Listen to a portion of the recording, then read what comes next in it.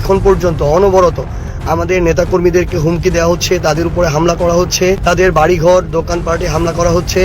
এমন অনেকে আছেন যারা তাদের ভয়ে এখন বাড়িতে থাকতে পারছেন না। দেয়ালচিত্রে গুপ্ত লেখাকে কেন্দ্র করে ছাত্রদল ও ছাত্র শিবিরের মধ্যে রক্তক্ষয়ী সংঘর্ষের ঘটনা ঘটে।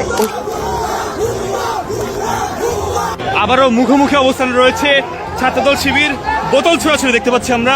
গুপ্ত নিয়ে যখন উত্তাল রাজনীতি, তখনই প্রশ্ন আসছে কারা কিভাবে এতদিন গুপ্ত ছিলেন। আমরা প্রথমেই স্পষ্ট করে দিছি, আমরা বাংলাদেশে দুইটা শক্তি, আদর্শিক শক্তি চাই না। একটা হলো মুজিববাদী, আর একটা জামাত শক্তি আমরা চাই না। কেন চাই না? আমরা মনে করি জামাত একটা দিল্লির এক্সটেনশন, মুজিবও একটা দিল্লির এক্সটেনশন। আমরা হলো এখানে মা মাটি মানুষের যে ইসলাম সেটাকে প্রমিনেন্ট করতে।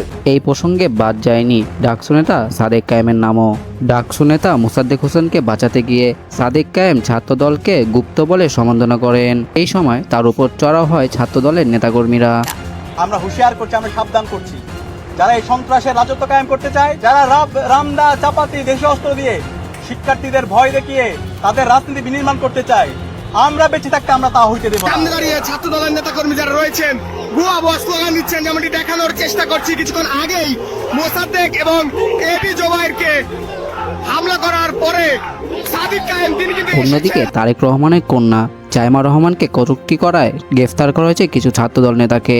এই ঘটনায় থানা ঘেরাও করে ডাকসু নেতা মোসাদ্দেক হোসেন। এরপরই ছাত্রদলের হামলার শিকার হন তিনি।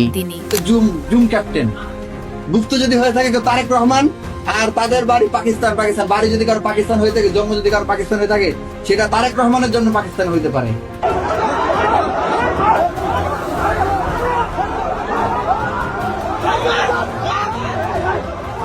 এই হামলার ঘটনাকে কেন্দ্র করে উত্তাল হয়ে ওঠে সংসদ ভবন। আর এই বিষয়কে কেন্দ্র করে বিএনপি ও জামাতের মধ্যে তর্ক বিতর্ক দেখা দেয়। থেকে কোনো সুযোগ নেওয়া যায় কিনা, আমার মনে হয় কিছুটা সুযোগ কেউ না কেউ নিয়েছে।